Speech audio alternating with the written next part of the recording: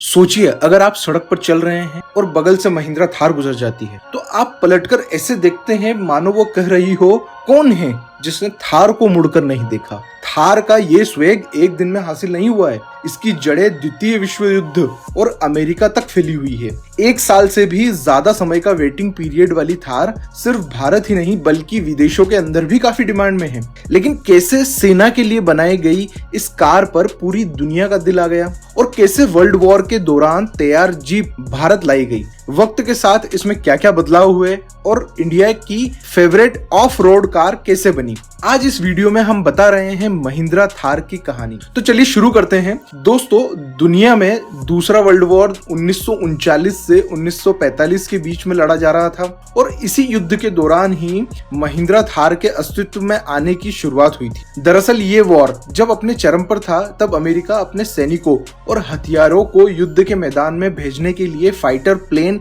और ट्रकों का इस्तेमाल कर रहा था। लेकिन ट्रक और प्लेन्स के साथ में ये प्रॉब्लम थी कि एक तो ये साइज में बड़े होने की वजह से हर जगह नहीं जा सकते थे और दूसरा ये बहुत ज्यादा महंगे भी थे। ऐसे में अमेरिका को एक ऐसे व्हीकल की जरूरत पड़ी जो कि सस्ता, कॉम्पैक्ट और लाइट वेट होने के साथ ही मजबूत भी हो और जरूरत पड़ने पर इस व्हीकल को हवाई जहाज से सीधा युद्ध के मैदान में भी उतारा जा सके। अब इस जरूरत को पूरा करने के लिए अमेरिकी सेना ने देश भर के करीब 135 ऑटोमोबाइल कंपनी से एक मजबूत 4 व्हील ड्राइव कार की डिजाइन बनाने के लिए कहा। लेकिन चूंकि सेना ने ये डिजाइन बनाने के लिए सिर्फ 49 दिन का समय दिया था, इसलिए 135 में से सिर्फ 2 कंपनी बैंटम और विलीज ओवरलैंड ने ही सेना के इस रिक्वेस्ट पर रिस्पॉन्ड किया। इतने कम वक्त में सिर्फ एक कंपनी बैंटम ही मॉडल तैयार कर पाई, लेकिन बैंटम उस वक्त बहुत छोटी कंपनी थी और सेना की मांग के हिसाब से प्रोडक्शन नहीं कर सकती थी। इसलिए सेना ने बैंटम का वो डिजाइन इन दोनों कंपनीज को दे दिया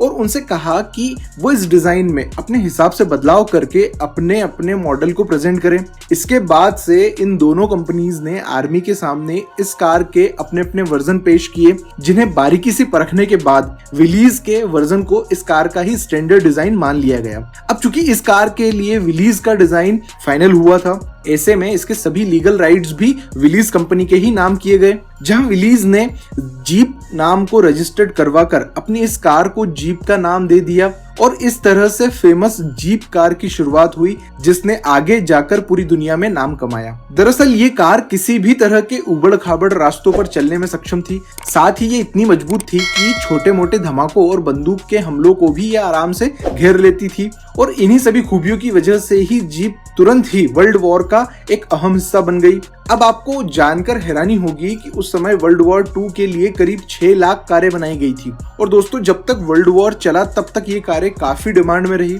लेकिन 1945 में वॉर खत्म होने के बाद से इस कार की डिमांड भी पूरी तरह से खत्म हो गई और अमेरिकी सेना ने भी इसे खरीदना बंद कर दिया। अब इस घाटे की सिचुएशन से निकलने के लिए कंपनी ने जीप को आम लोगों में भी बेचने की कोशिश की, लेकिन जिस तरह की सफलता इसे युद्ध के मैदान में मिली थी वैसी सक्सेस इसे शहर की आम सड़कों पर नहीं मिल पाई। दरअसल वॉर में यूज होने की वजह से जीप की छवि एक सोल्जर कार की बन गई थी और इसी के चलते कोई भी इसे एक normal day to day car के रूप में एक्सेप्ट नहीं कर रहा था और कुछ साल तक तो ये कंपनी जैसे तैसे थोड़ी बहुत सेल्स करके ही सरवाइव कर रही थी। लेकिन सेल्स के लगातार कम होने की वजह से कंपनी की हालत बिगड़ती चली गई और फिर एक समय ऐसा आया कि कंपनी पर बंद होने तक का खतरा मंडराने लगा। और दोस्तों, यही वो टाइम था जहां से स्टोरी में महिंद्रा कंपनी के फाउंडर मिस्टर जेसी महिंद्रा और केसी महिंद्रा की एंट्री हुई। असल में केसी महिंद्रा ने अपनी लाइफ के कुछ साल अमेरिका में बिताए थे और वहीं पर उन्होंने जीप को पहली बार देखा था।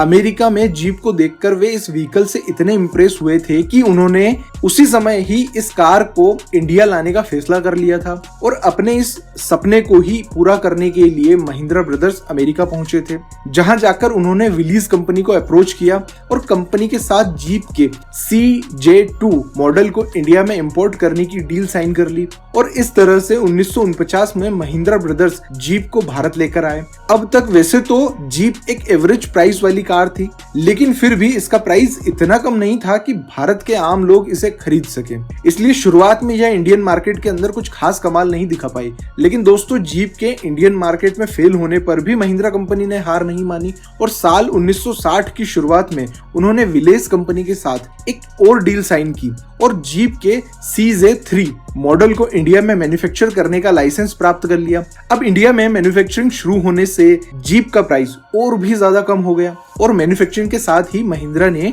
जीप के अंदर कुछ बुनियादी बदलाव किए। चूंकि ये कार अमेरिकन थी, इसलिए इसमें ड्राइवर को लेफ्ट साइड से कार को चलाना पड़ता था, लेकिन इंडिया में तो राइट हैंड ड्राइव का चलन था, इसलिए इसमें इंडियन मार्केट के हिसाब से बदलकर राइट हैंड ड्राइव कर दिया गया, क्योंकि इसी की वजह से बहुत से लोग इस कार को इंडिया में परचेस नहीं कर रहे थे। इसके अलावा जीप को जो सिर्फ पेट्रोल इंजन के साथ में आती थी, महिंद्रा ने इंडियन मार्केट में इसके डीजल वेरिएंट को भी लॉन्च किया और दोस्तों इसी तरह से उन्होंने इस कार में और भी बहुत सारे छोटे मोटे बदलाव किए, जिसका नतीजा ये हुआ कि इस बार जीप भारत में सफल हो गई और देखते ही देखते सिर्फ कुछ ही सालों में इसने इंडियन मार्केट के 25% कार मार्केट को एक्वायर कर लिया था। इसके बाद से महिंद्रा कई सालों तक जीप के अलग अलग वर्जन बनाती रही और इसका हर एक वर्जन इंडियन मार्केट में धूम मचाता रहा। लेकिन ये सफलता 90s के दौर से घटनी शुरू हो गई और शुरुआती सन 2000 में जब महिंद्रा ने बोलेरो और स्कॉर्पियो जैसी कार्स लॉन्च की, तो फिर उनके सामने जीप लोगों को आउटडेटेड लगने लगी। दरअसल एक ऑफ रोड कार के रूप में लोग जीप की जगह बोलेरो और स्कॉर्पियो जैसी ज्यादा बड़ी